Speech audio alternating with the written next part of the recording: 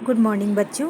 आज मैं आप लोगों को हिंदी व्याकरण में विराम चिन्ह बताऊंगी। ठीक है, विराम चिन्ह क्या होता है? विराम का मतलब ही रुकना होता है। कोई भी सेंटेंस हम बनाते हैं तो बीच में जब हम रुकते हैं तो उसी वहाँ पे एक विराम चिन्ह लगा देते हैं, इसे विराम चिन्ह कहते हैं। ठीक है, तो आगे बढ़ने से पहले मेरा आप लोगों से गुजारिश है कि आप लोग मेरे चैनल को सब्सक्राइब और लाइक कर दीजिए। विराम चिन्ह, विराम चिन्ह के भी कई प्रकार होते हैं। ठीक है, कैसे कैसे कौन कौन से प्रकार कहाँ कहाँ पे यूज होंगे इसका है। पहला तो होता है पूर्ण विराम। पूर्ण विराम का चिन्ह देखिए, बिल्कुल एक लाइन। ठीक है, जैसे वर्षा हो रही है तो वर्षा हो रही है, एक सेंटेंस बन गया, पूर्ण विराम लग गया, यानी पूरा एक सेंटेंस बन गया, इसलिए पूर्ण विराम लग गया। ठीक है, तो इसे पूर्ण विराम कहते हैं। अल्प विराम, अल्प मीन्स थोड़ा, जानते ही हैं आप लोग, अल्प मीन्स थोड़ा होता है। अल्प विराम कैसे लगता है? ये छोटा सा, ये ठीक है, ये जो है ये अल्प विराम है। जहाँ वाक्य के मध्य में थोड़ा सा रुकना पड़े, यानी बीच में जहाँ पर रुकना पड़ते हैं वहाँ पर क्या लगता है? अल्प विराम चिन्ह लगाया जाता है। अल्प विराम चिन्ह आप लोग को पता ही है, बता दिया मैंने। जैसे हाँ हम कल चलेंगे, तो हाँ ये यहाँ पे अल्प विराम लगाने के बाद हम लोग आगे सेंटेंस बनाते हैं, तब ये पूर्ण विराम लग जाता है लास्ट में। ठीक है, तो हाँ हम कल चलेंगे। मैंने केले, संतरे और अमरूद खाए, तो मैंने केले के बाद अल्प विराम लग गया, बाकी ये दोनों सेंटेंस जुड़ गए। ठीक है, प्रश्नवाचक चिन्ह क्या होता है?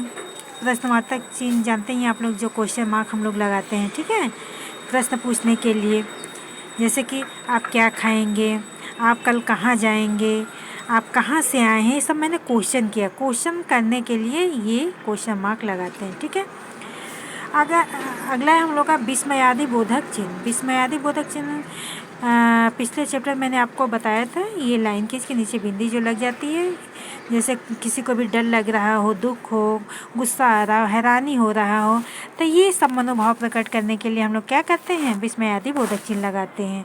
जैसे वाह क्या छक्का मारा है, जब कोई छक्का सिक्सर मारता है तो हम कहते हैं ना वाह क्या छक्का मारा है, तब वाह क्या भी वाह के बाद विस्मयादि बोधक चिन्ह लगा देते हैं ना। ओह भयंकर दर्द हो रहा है, यानी उसे बहुत ही पीड़ा हो रही है, कष्ट हो रहा है, तो ओह के बाद ये विस्मयादि बोधक चिन्ह लगाने के बाद पूरा वाक्य जब सेंटेंस बन जाता है तो पूर्ण विराम लगा देते हैं।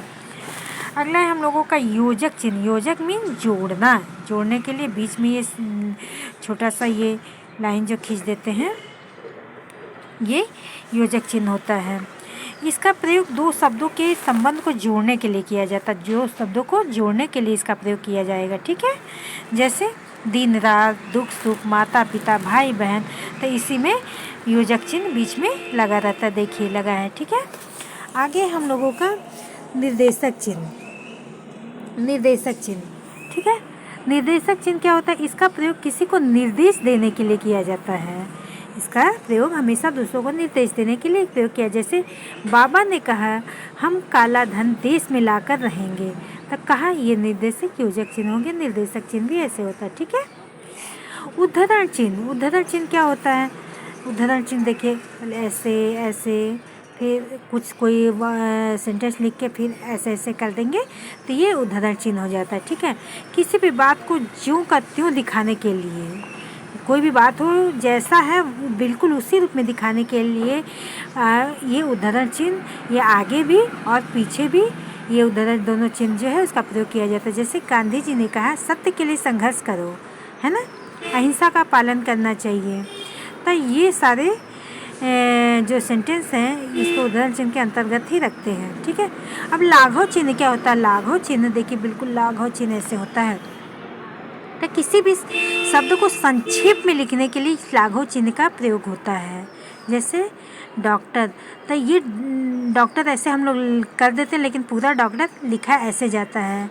क्रम संख्या ऐसे भी हम लोग शॉर्टकट में लिख देते हैं, लेकिन इसे लाघव में कैसे लिखते हैं? क्रम संख्या पूरा लिखते हैं ना, तो इसी को लाघव चिन्ह बोला जाता है।